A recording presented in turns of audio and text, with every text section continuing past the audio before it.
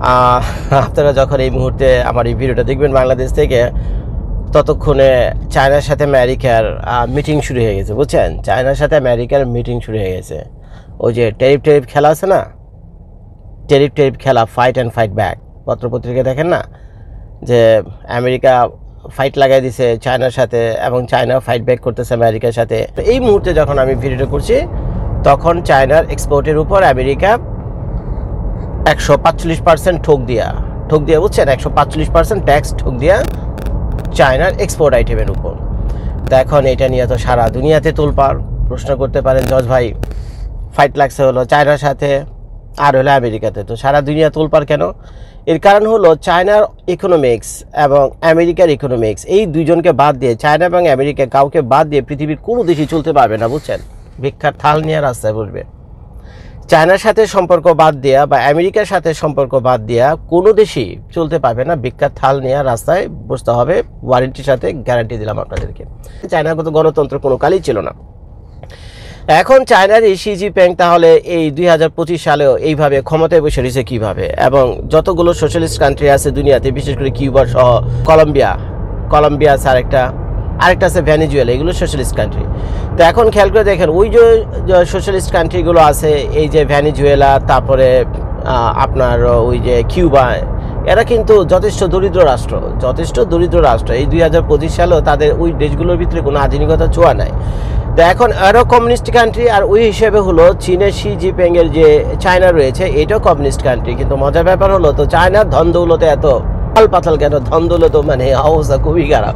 আচ্ছা, কাজ করে আমি ক্যামেরাটা ঘুরে দিই আপনাদের জন্য, বুঝছেন? ক্যামেরাটা ঘুরে দিই, আপনার একটু রোড ভিউ দেখেন, আর আমি ফাঁকি একটুখানি মতো দেখা যায় কিনা। আচ্ছা, তো মানে ক্যামেরাটা এইভাবে ধরলেই মনে ভালো হয় নাকি? আপনার একটুখানি দেখেন। তো যেটা বলছিলাম আমি আপনাদেরকে, এই যে শি জিনপিং যে এই 10-15 বছর ধরে চায়নার ঘাড়ে এসে পড়ছে, শি জিনপিং যখন প্রথম ক্ষমতায় আসেন, উনি কিন্তু ওনাদের যে জনগণ আছে, এই 140 কোটি 150 কোটি জনগণ, এদেরকে সবাইকে বুঝতেছিল যে দেখো, আমি একটা সোশ্যালিস্ট পার্টির নেতা হইলো, আমি আমার দেশকে অন্তত ওইভাবে একটা ডেমোক্রেটিক কান্ট্রি হিসেবেই চালাবো। সবই ঠিকঠাক থাকবে, কিন্তু ভোটাভুটিটা থাকবে না। সবই ঠিকঠাক থাকবে, কিন্তু ভোটাভুটি হবে না, ভোটাভুটি থাকবে না, আমি আজীবন প্রেসিডেন্ট থাকবো। তো এই ধরনের কি একটা অলিখিত চুক্তিপত্র করছে, দেশের জনগণের কেমনি কী বেঁচেছে কে জানে। তো ওই হিসেব ধরে শি জিনপিং এই এখনো পর্যন্ত ক্ষমতায় রয়েছেন। এখন এই শি জিনপিং ক্ষমতায় থাকার আরেকটা ছোট কথা আমি আপনাদেরকে বলি এই ফাঁকে। তো উনি কিন্তু বলতে গেলে মোটামুটি চায়নার অত্যন্ত জনপ্রিয় একজন নেতা। শুধু চায়নার জনপ্রিয় নেতা না, চায়নাকে গত 10-15 বছরে যে পর্যায়ে নিয়ে আসে শি জিনপিং, সেটা অভাবনীয় সাফল্য রয়েছে। শি জিনপিংয়ের অভাবনীয় সাফল্য রয়েছে চায়নার এই প্রেসিডেন্টকে চায়নায় বর্তমানে 2025 সালে বিশ্বের দরবারে এইভাবে রিপ্রেজেন্ট করার জন্য। তো শি জিনপিং একটা কথাই তাদের জনগণকে বলছে, তার জনগণদের বলছে যে তোমরা এক কাজ করো, তোমরা এই যে গণতন্ত্র মনতন্ত্র এগুলো বাদ দাও, ওগুলো যা দেখার আমি দেখুন না। আর তোমাদের ভোটাভুটি কী বলো, তোমরা ডেমোক্রেটিক সিস্টেমে কী বলে ভোটাভুটি হয় 4 বছর 5 বছর পর, তারপর প্রধানমন্ত্রী রাষ্ট্রপতি নির্বাচিত, এই কাহিনীও বাদ, এগুলো দরকার নেই, এগুলো নিয়ে তোমাদের টেনশন করা দরকার নাই। আমি যেটা বলি সেটা শোনো, সেটা হলো আমি থাকি ক্ষমতাতে, আর তোমাদের ভালো মন্দ দেখভাল করা, তোমাদের চিকিৎসা দরকার, তো তোমাদের খাদ্য বস্ত্র বাসস্থান দরকার, তো তোমাকে আরামায়ের দরকার, তো পয়সা দরকার, তো নাকি যা ব্যবস্থা করার আমি করুম না। তোমরা এই ডেমোক্রেসি নিয়ে চিন্তা ভাবনা করে না, ভোটাভুটি নিয়ে টেনশন নিও না, এগুলো যা দেখার আমি দেখুন না। তো এইগুলো বইলে টিলে শি জিনপিং তার জনগণকে কী করছে? শান্ত রাখছে, বুঝছেন? শান্ত রাখছে, এবং কইরা 10-15 বছর ধরে বেশ ভালোই উনি চালাইতেছে, ওনার সরকার ভালোই চালাইতেছে। তো এখন 2025 সালে আইসা ডোনাল্ড ট্রাম্প যখন দ্বিতীয়বারের জন্য প্রেসিডেন্ট নির্বাচিত হন, তখন তো লেগে গেছে ফাইট। এর কারণ হলো এই চায়নাকে তো এই দুধ আর কলা দেওয়া তো পালছে আমেরিকায়, চায়নাকে দুধ আর কলা দেওয়া পালছে আমেরিকায়। গতকাল ভিডিওতে বলছিলাম দুধ কলা দেওয়া সাপ পুষছে, তো চায়নাটা হলো এরকমই। এখন অন্যান্য যত রাষ্ট্রপতিরা ছিল, আমেরিকার যে প্রেসিডেন্ট এর আগে ছিল, তারা কখনোই চায়নাকে ওরকম থ্রেট মনে করেনি, বরঞ্চ তারা মনে করছে যে চায়নাকে পয়সা করি দাও, ওদের এখানে মিল্ক ফ্যাক্টরি কারখানা এস্টাবলিশড করো, ওদেরও উপকার হইব, আমাদের উপকার হইব। এই এশিয়াতে আমাদের একটা বিরাট প্রাধান্য থাকবে, বুঝছেন? বিরাট প্রভাব থাকবে, ইনফ্লুয়েন্স থাকবে পুরো এশিয়ার উপর বিশাল বড় একটা ইনফ্লুয়েন্স থাকবে আমাদের। কেউ আমেরিকার দিকে চোখ তুলে তাকাতে পারবে না, চায়নার সাহায্য নেই, তাকে কি খতম করে দেবে আমেরিকা, বুঝছেন? এরকম একটা ভাব। তো এখন সেই দুধ কলা দিয়া সাপ পুষছে, সাপ পুষতে পুষতে তো সাপ এখন বড় হয়েছে। 2025 সালে সে কী করছে, যে রিপোর্ট আমাদের সামনে আছে সেই রিপোর্টে দেখা যাচ্ছে 2025 সালে যে রিপোর্ট আমাদের হাতে আসছে সেই রিপোর্টে দেখা যাচ্ছে যে ইন্টারকন্টিনেন্টাল যে ব্যালিস্টিক মিসাইল আছে, চায়না তো সে মিসাইল বানায় ফেলেছে এবং সেই মিসাইলের রেঞ্জ হলো প্রায় 4000 কিলোমিটারের বেশি। 4000 কিলোমিটার তো পারি তারা না আটলান্টিকের এবার হিসাব করবে। আমেরিকার ভূখণ্ডেও আঘাত আনতে সক্ষম এই ব্যালিস্টিক মিসাইল, যেটা কিনা চায়নার হাতে।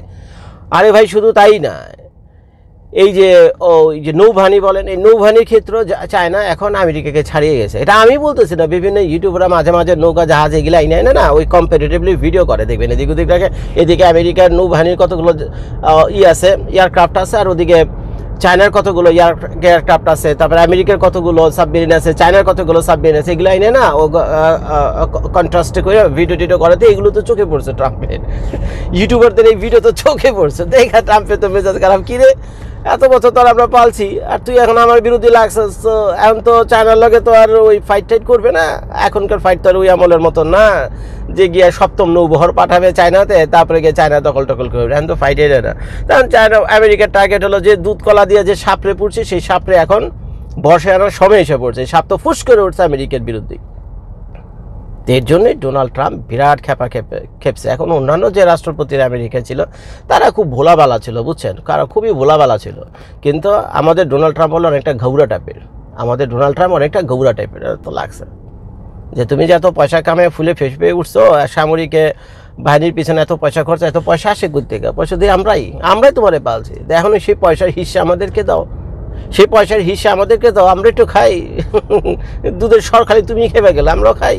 তো এর জন্য আমেরিকা কি করছে, চায়নার উপরে লাগছে, উইঠোপিরা লাগছে। তো এখন ট্যাক্সের যে খেলা আপনারা দেখতেছেন, এই ট্যাক্সের খেলা হলো প্রধান উদ্দেশ্য হলো চায়নার যে ভাগবাটারও আছে, যে পয়সা চায়না ইনকাম করে সেই ইনকামের উপর একটা ভাগ বসানো আমেরিকা, এবং সেই টাকাটাই না যে ডোনাল্ড ট্রাম্প খাবে, ইলন মাস্ক খাবে, ব্যাপারটা সেটা না, এই টাকা আমেরিকা জনগণের জন্যই ব্যয় করবে। এর জন্যই গত কয়েকদিন আগে ওই রাষ্ট্রীয় ভাষণে আমাদের ডোনাল্ড ট্রাম্প আমেরিকার জনগণকে বলছে যে কিছুদিন তোমাদের সাময়িক কষ্ট হবে চায়নার সাথে এই ভেজালের কারণে, কিন্তু আমি ডোনাল্ড ট্রাম্প মা কা কসম খেলাম, বুঝছেন, আমি ডোনাল্ড ট্রাম্প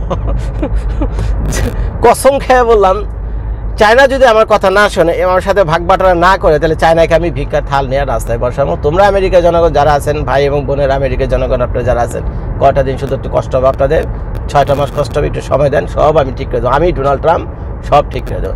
তো এখন আমরা জনগণ, আমেরিকান জনগণ যারা আছি তারা চুপচাপ রয়েছি, দেখি আল্লাহ করে কি হয়। এখন মজার ব্যাপার হলো গতকাল চায়নার যে কোম্পানি থেকে আমি মাল আনি, আপনারা তো জানেন আমার একটা ইলেকট্রনিক্স রিপেয়ার স্টোর আছে এখানে, যেটাকে আরেক নামে অ্যাপল কেয়ারও বলা যেতে পারে। অ্যাপল কেয়ার, স্যামসাং কেয়ার, এদের যত ডিভাইস আছে না, যত আইপ্যাড আছে, ট্যাবলেট আছে, আইফোন আছে, ম্যাকবুক আছে, আর কি আছে, ইভেন ড্রোন আছে, প্লে স্টেশন আছে, এইগুলো আমার দোকানে ঠিকঠাক করে, এবং এই যে পার্টসগুলো আছে সেই পার্টসগুলো আসে সব কোথা থেকে? চায়না থেকে। তো চায়না থেকে যে কোম্পানি থেকে আমি পার্টস আনি সেই কোম্পানিওয়ালা গতকাল সকালেই তো, হ্যাঁ গতকাল সকালে আমার একটা ইমেল দিয়ে বলতেছে যে জজ ভাইয়া ঝামেলা তো হয়ে গেছে, টেরিফ খেলা জমে উঠছে, এখন তোমাদের প্রেসিডেন্ট ট্রাম্প তো 145% টেরিফ বসাইছে, এখন 145% টেরিফ তার চায়না তার পকেট থেকে দিবে না, এই 145% টেরিফ এখন আপনার কি হিসেবে হ্যান্ডলিং ফি বা পলিটিক্যাল ফি বা কিছু একটা ফি নামে, বুঝছেন, কিছুটা এক্সট্রা ফি বা কিছু একটা ফি নামে, বুঝছেন, এই ফিটা ইসের সাথে গিয়ে প্রোডাক্টের সাথে যুক্ত হবে। এখন মনে করেন একটা ম্যাকবুকের স্ক্রিন যদি আমি $100 দিয়ে কিনতাম, এখন সেই ম্যাকবুকের স্ক্রিনের দাম হয়ে যাবে $245। যে ম্যাকবুক স্ক্রিন আমি চায়না থেকে $100 দিয়ে কিনতাম, 145% ট্যাক্স হওয়ার কারণে সেই ম্যাকবুকের স্ক্রিনটার দাম হয়ে যাবে এখন কত? $245। $145 বেড়ে যাবে 145% ওভার ট্যাক্স হওয়ার কারণে, এবং একটা এক্সট্রা হ্যান্ডলিং ফি এই নামে একটা ফি তারা যুক্ত করবে। এই ধরনের একটা ইমেল দিয়েছে, তো সেই ইমেল দেখে তো আমার মাথা খারাপ। এখন 100 টাকার জিনিস 110 টাকা 20 টাকা হতে পারে, কিন্তু 100 টাকার জিনিস $245 হতো বিরাট ব্যাপার। এখন যে কোম্পানি থেকে আমি মাল আনি সেই কোম্পানি থেকে প্রতি মাসে আমি কমসে কম $15,000 থেকে $20,000 মাল আমাকে আনতে হয়, কমসে কম প্রতি মাসে $15,000-20,000 মাল আনতে হয়। আমি এই কাহিনী দেখে তাড়াতাড়ি কী করছি, আপনাদের ভাবি সানুরে বলছি, ওই তাড়াতাড়ি করে ওই রাতে তো দোকান বন্ধ থাকে, আমি বলছি হ্যাঁ, এখন তার চুপ থাকার সময় নেই, ভেজাল লেগে গেছে। আপনাদের ভাবিরে নিয়ে কালকে রাত্রে আমি আবার দোকানে এসে রাত 10টা বাজে দোকান খুলছি। দোকান খুলে আমি কালকে প্রায় $30-35,000 আগামী 2 মাসের, বুঝছেন, প্রায় আগামী 2 মাসের মাল অর্ডার করে দিয়েছে, প্রায় $35,000 মতো। কারণ যদি কোনো কারণে এই আগামীকাল থেকে মালের দাম বেড়ে যায়, তাহলে কি হয়, তাহলে আমি যে অ্যাভারেজে 15-20 হাজার ডলার মাল কিনতাম চায়না থেকে, তো সেটা তো ফের ডাবল হয়ে যাব। তো এর চেয়ে ভালো আগে ভাগে আমি কিনে রাখি, কারণ এই মালগুলো আমাকে কিনতে হয়, যেটাকে বলে স্টক করা রাখি, স্টক করে ফেলছে। তো আল্লাহর রহমতে কালকে অর্ডার দিয়ে দিছি। তো এখন এইভাবে চলতেছে। এখন তো দোকানে যাইতেছি, এখন আমেরিকার সাথে মিটিংটা এখন দুর্ধদার মিটিং চলতেছে চায়না, দেখি কেমনি কি হয়। তো এখন আমাদের শি জিনপিং সাহেব যেটা মনে করেছিল, প্রথম আমেরিকাকে কিন্তু পাত্তাই দেয়নি এই ট্যারিফ খেলায়, এই ট্যারিফ খেলায় কিন্তু আমেরিকাকে পাত্তা দেয়নি। মনে করছে আমেরিকার জনগণ যদি চায়না থেকে এইসব প্রোডাক্টটা সুই থেকে নিয়ে শুরু করে যত কিছু আছে, ইভেন আইফোন পর্যন্ত সবই তো চায়নারই তৈরি, এটার ফ্যাক্টরি সবই চায়নাতে।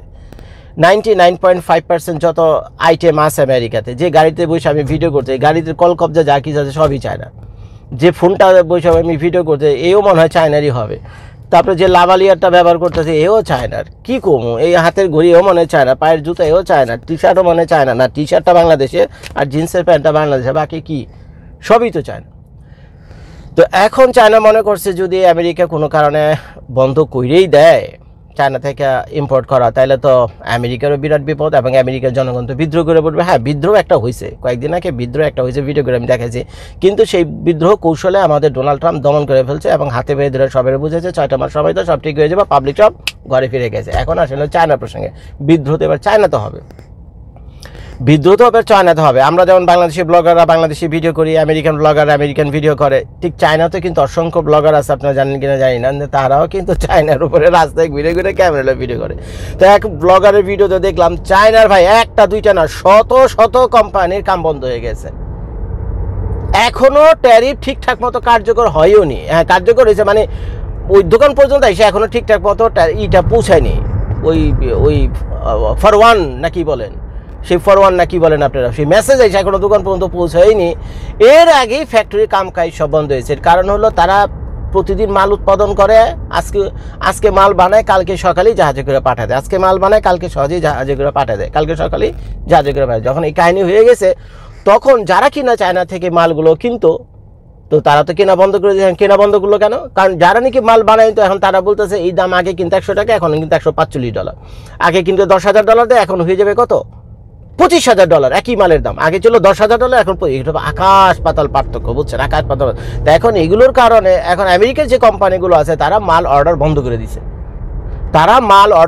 দিচ্ছে, তো আমেরিকা থেকে মাল অর্ডার বন্ধ হওয়ার মানে চায়নার উৎপাদন বন্ধ হয়ে যান। তারপরে একের পর এক মিল ফ্যাক্টরি যা কিছু আছে, কারখানা ওখানে যা আছে সব এখন বন্ধ হওয়া শুরু হয়েছে। কি যে একটা হুলস্থুল ব্যাপার, কি বিশাল হুলস্থুল ব্যাপার এখন। তো এক কোম্পানির এক্সিকিউটিভ চিফ দেখলাম কান্নাকাটি করে চায়নার ওই মিডিয়াতে এসে দেখে কান্নাকাটি করে বলতেছে, কয় আমরা যা বানাই চায়নাতে, যা কিছু বানাই আমরা চায়নাতে, যা কিছু আমরা বানাই $100 ভিতরে একমাত্র আমেরিকায় কিনে হলো $33 মাল। সারা চায়নাতে যত মাল বানায় $100 ভিতরে $33, মানে 1/3 কিনে নেয় কে, আমেরিকা। এখন আমেরিকাকে বাদ দিয়ে চায়নার অর্থনীতি একেবারে পঙ্গু, একেবারে সরাসরি টিভি সামনে বলে দিছে। দ্বিতীয় কথা হলো যে চায়না যে প্রত্যেক $3 যে চায়না আর কোম্পানি থেকে মানে চায়না যে তার এক্সপোর্ট করে $3 যদি রোজগার করে, $3 ভিতরে $1 আসে শুধুমাত্র সারা দুনিয়ার মধ্যে $1 আসে শুধুমাত্র একটা দেশ থেকে, সেটা হলো আমেরিকা। আর বাকি $2 আসে পৃথিবীর বাকি 260টা দেশ আছে ওগুলি থেকে। তো এখন আমেরিকা বাদ দিয়ে তো চায়নাতে একেবারে চলতে পারে না, এত বড় বিশাল জনগোষ্ঠী কেমনি কিভাবে সম্ভব। এখন কান্নাকাটি করে বলতেছে, শি জিনপিং বলতেছে যে বস আপনি যান, কোনো মতে গিয়ে মিটমাট করেন, কেমনি কি করবেন, যে এই ফাইটে দুই পক্ষেরই ক্ষতি হবে, কিন্তু আমেরিকা পয়সা কড়ির দিক থেকে যথেষ্ট হেলদি পয়সা কড়ি দেখে। এর আগে একটা পোস্টে বলছেন না যে আমেরিকার জনগণ যদি মনে করেন 6 মাস 1 বছর যদি চায়না থেকে মাল আলা বন্ধও করে, কিন্তু আমেরিকার মানুষের কাছে এত টাকা আছে যে 1 বছর বসে বসে খাইতে পারবে। আমি কিন্তু ফাইজলামি করি, কথাটা সিরিয়াসলি আমি বলছি যে আমেরিকার মানুষ বসে বসে খাইতে পারবে, কোনো সমস্যা হবে না। 1 বছরে যদি বসে খায় আমেরিকার মানুষ, তারপর কোনো সমস্যা হবে না। কিন্তু চায়নার ক্ষেত্রে তবে বিরাট সমস্যা। এখন চায়নার যদি এইভাবে মিল ফ্যাক্টরি বন্ধ হইতে থাকে, তখন কি হবে ভাই? পেটের জাল হলো বড় জ্বালা। কাজকর্ম যখন থাকবে না, বউ বাচ্চার খান জোগাড় করতে পারবে না, ফ্ল্যাট অ্যাপার্টমেন্টের ইসি দিতে পারবে না, কিস্তি দিতে পারবে না, তখন কি মানুষজন তো বিদ্রোহ তো করবি। আর এবং এই বিদ্রোহ সারা চায়না জুড়ে ছড়িয়ে পড়বে আগুনের মতো। আর যে শি জিনপিং যেটা কিনা ঘাড়ের উপরে বসে রয়েছে, এই কমিউনিস্ট নেতা, যে কিনা ইলেক্টেড কোনো প্রেসিডেন্ট না চায়না, এ তো গায়া, এই তো গায়ে। তো এর জন্য ট্রাম্পে এক তীরে দুই পাখি মারছে, বুঝছেন। এখন চায়নার এই কমিউনিজম তো খতম করার জন্য তো এমনি তো আর পারতেছে না, সরাসরি পারতেছে না। আগে যেমন রাশিয়ার সাথে করছিল, এখন তো চায়নার সাথে ওইভাবে সরাসরি পারতেছে না। এর জন্য কৌশলে ওই তীরটা মারছে, যে তীরটা মারছে একেবারে অর্থনীতির উপরে গিয়ে, মিল ফ্যাক্টরির উপরে গিয়ে। আর মিল ফ্যাক্টরির উপর তীর মারা মানে তীরটা পড়ছে গিয়ে একটা কি বলেন, ওই যে বলেন না, ওই যে বোমা বানানোর যে গোলা বারুদের যে মশলা থাকে, গোলা বারুদের যে মশলা বলেন না, ওই যে ওগুলি, বুঝছেন, ওগুলির গোডাউনের ভিতরে গিয়ে ডোনাল্ড ট্রাম্প গিয়ে তীরটা মারছে। তীরটা মারার পর মারছে কিন্তু তীর, আপনারা সারা দুনিয়ার মানুষ দেখতেছেন, তীরটা মারছে কোন জায়গায় গিয়া, অর্থনীতির উপর, ইকোনমিক্সের উপর গিয়ে তীর মারছে, মিল ফ্যাক্টরির উপর গিয়ে তীর মারছে। সেই তীর লাগছে গিয়া ওই যে বোমা বারুদ বানানোর সেই গোলা বারুদের উপর গিয়ে। এখন তো এটা বাস্টে সারা চায়নাতে ছড়িয়ে পড়বে। আর মানুষ যখন রাস্তায় নাইমে আসবে 2025 সালে, সবার হাতে সেলফোন আছে, সবাই ডেমোক্রেসি কী জিনিস সবাই কম বেশি ভালো মতো বুঝে, অধিকার কী জিনিস সবাই কম বেশি ভালো মতো বুঝে। সবাই তো নাইমে বনে গিয়ে কার বিরুদ্ধে গিয়ে লাগবে না। দেশের অর্থনীতি যখন খারাপ হইবে তখন কি লাগবে গিয়ে শি জিনপিংয়ের উপর, তখন শি জিনপিংয়ের চায়নার প্রেসিডেন্ট থাকাই কঠিন হয়ে যাবে। আর চায়নাতে যদি এই ধরনের একটা রেভলিউশন হয়ে যায়, তাহলে কী হবে, পরবর্তী যে সিস্টেমটা আসবে চায়নাতে, সেটা আসবে ডেমোক্রেটিক সিস্টেম। তো এখন আমেরিকা অর্থনৈতিকভাবে চায়নাকে ধ্বংস করে দিয়ে চায়নাতে এই শি জিনপিংয়ের সরায়া, এই কমিউনিস্ট নেতাকে সরায় একজন ডেমোক্রেটিক একজন লিডার চায়নাতে বসাতে চাইতেছে। এর জন্য চায়নার একেবারে গলা টিপা ধরছে। আর চায়নার প্রেসিডেন্ট শি জিনপিং মনে করছিল এই সমস্যা তো আমেরিকার মধ্যে হবে, বিদ্রোহ টিদ্রোহ হবে, তারপর হয়তো ট্রাম্পে গিয়ে হাতে পেয়ে ধরে চায়নার সাথে মিটমাট করবে। এ তো হওয়ার না। আমাদের প্রেসিডেন্ট ডোনাল্ড ট্রাম্প মইরা যাবোগা, কিন্তু সে বহুত ঘাউরা, সে মইরা যাবোগা কিন্তু বহুত ঘাউরা। এই কাহিনীর ভিতরে সে আর মরার আগেও ফাইট করে সে মরবে। তো কাজে আর আমেরিকা মরার তো প্রশ্ন ওঠে না, যদিও বা ফাইট লাগে। তো এখন এই হইল বাই কাহিনী। আরেকটা বুদ্ধি করছিল শি জিনপিং, যে ট্রাম্প তো শুধুমাত্র শি জিনপিংয়ের উপর যে ট্যারিফ বসেছে তা না, দুনিয়ার সব দেশের উপর কম বেশি ট্যারিফ বসেছে। কিন্তু এখন দেখেন, চায়না মনে করছিল তো সব দেশ একসাথে নিয়ে, সব দেশকে একসাথে নিয়ে যাদের উপর ট্যারিফ বসেছে সবাই তো কম বেশি না কর, তো সবাই নিয়ে একযোগে বিদ্রোহ ঘোষণা করবে আমেরিকার বিরুদ্ধে, এবং সারা দুনিয়ার যত বাজার আছে সেটা নিয়ে আইব চায়নার দিকে, এবং আমেরিকাকে হটায় চায়না রাজত্ব করব সারা বিশ্বে। এই ছিল শি জিনপিংয়ের টার্গেট। কিন্তু আমাদের ডোনাল্ড ট্রাম্পের ঘোড়ার আড়াই প্যাচ, ঘোড়ার আড়াই চাল, আমাদের ট্রাম্পের ঘোড়ার আড়াই চাল সম্পর্কে তো ওই যে শি জিনপিংয়ের কোনো ধারণাই নেই। তো সেই করছে আড়াই প্যাচ মেরে দিছে মেরে আড়াই চাল মেরে দিছে। আড়াই চাল মানে কি, দুনিয়ার যত দেশ আসলো 90টা দেশ থেকে যে ট্যারিফ সে বসাইছিল 90 ডেজের জন্য ক্ষান্ত করে দিছে, স্টপ করে দিছে, সাসপেন্ড করে রাখছে, পোস্টপন করে রাখছে। থামাও তোমরা, তোমাদের ট্যাক্স টুক্স এখন দিতে হবে না, ঝামেলা শেষ। শুধু চায়নার উপরে আছে, তোমরা কেউ চায়নার সাথে যাবে না। আকার ইঙ্গিতে বলে দিছে তোমাদের তো 90 দিনের জন্য স্টপ করেছে, তোমাদের এত দরকার কি, বসুন না তোমাদের সাথে মিটিং টিটিং করে ঠিকঠাক করুন না। কিন্তু চায়নাকে শুধু বাদ দিছে। তার মানে কি, চায়নাকে সারা দুনিয়া থেকে এক ঘর করে দিছে। চায়নার তো মাথা খারাপ, চায়নার এই প্ল্যানটা, এই বুদ্ধিটা চায়নার মাথায় আসেই নি, এই চিন্তাটা চায়নার মাথায় আসেই নি, যে হঠাৎ করে ট্রাম্প সবার উপর ট্যাক্স বসে, সবার উপর থেকে ট্যাক্স উঠিয়ে দিল, বসাইলো, আবার সাথে সাথে উঠিয়ে দিল, কিন্তু চায়নাকে এক ঘরে করে দিল। এইটা শি জিনপিং জীবনে কল্পনা ভাবেনি যে এটা হতে পারে। এক ঘরে হয়ে গেছে। চায়নার যে স্পোক লেডি আছে, যেখানে ইন্ডিয়াতে, সে গিয়া ওই ভারতে বড় বড় নেতাদের সাথে দেন দরবার করতেছে গিয়া, যে আসো আমরা ভাই ভাই একসাথে হয়ে যে আমেরিকার বিরুদ্ধে লাগে। ইন্ডিয়া যাবে ভুলেও না। ইন্ডিয়া হলো সেই মাল, যেদিকে হাওয়া সেদিকে পাল, যেদিকে হাওয়া বহে বুঝছেন সেদিকে পাল তুলে ইন্ডিয়া বহে। ইন্ডিয়া হলো এমন একটা মাল বুঝছেন, ইন্ডিয়ার কাছে গেছে কথা, ইন্ডিয়া কোনোদিন নাকি চায়নার সাথে যাবো। আর চায়না হলো ইন্ডিয়ার বাচপানকার শত্রু, বাচপানকা বুঝছেন, ছোটবেলার শত্রু চায়না ইন্ডিয়া। তারপরে চায়না গেছে হলো সে আর্জেন্টিনাতে গেছে, ব্রাজিল গেছে, মেক্সিকো গেছে, কানাডা গেছে, ইউরোপিয়ান ইউনিয়নে গেছে। ইউরোপিয়ান ইউনিয়ন এক কথায় বলে দিয়েছে যে না, আমাদের উপর থেকে যে ট্যাক্স দিয়েছিল এখন তো 90 দিনের জন্য আপাতত স্টপ আছে, আমরা দেখি একটা করে ফেলুন না, আমরা দেখি ট্রাম্পের সাথে পয়সা ঠিকঠাক করুন না, 90 দিন তো সময় আছে ভাই, আমি তোমার সাথে আপাতত নাই, ওই তুমি তোমারটা দেখো গিয়ে। সবাই বলে দিছে চায়নাতে এখন এক ঘরে, চায়নাতে এখন এক ঘরে বুঝছেন। তো এখন চায়নাকে একমাত্র বাঁচাতে পারে উপরে আল্লাহ, আর নিচে হলো ডোনাল্ড ট্রাম্প। চায়নাকে এই বিপদ থেকে বাঁচাতে পারে একমাত্র এখন উপরে আল্লাহ, নিচে হলো ডোনাল্ড ট্রাম্প। এই হলো চায়নার অবস্থা। তা আমার তো কেন জানি মনে হইতেছে আগামী 1-2 বছর 3 বছর ভিতরে এইভাবে যদি চলে, আর আমেরিকা যদি এই যুদ্ধে টিকে যায়, তাহলে চায়নাতে যে শি জিনপিংয়ের যে রেজিম আছে, এই কমিউনিস্টদের যে রেজিম আছে, সেই রেজিমই ভেঙে পড়বে। সারা পৃথিবীতে বিরাট একটা পরিবর্তন আসতে যাচ্ছে। এই চায়নাতে 1000 বছরের ইতিহাসে প্রথম ডেমোক্রেসি আসতে যেতেছে। যদি ডোনাল্ড ট্রাম্পের যে চাল এবং খেল শুরু করছে, এই খেলটা যদি ঠিকঠাক মতো কাজ করে। তো যাই হোক ভাই, ভিডিওটা দেখার জন্য সবাইকে অনেক অনেক ধন্যবাদ।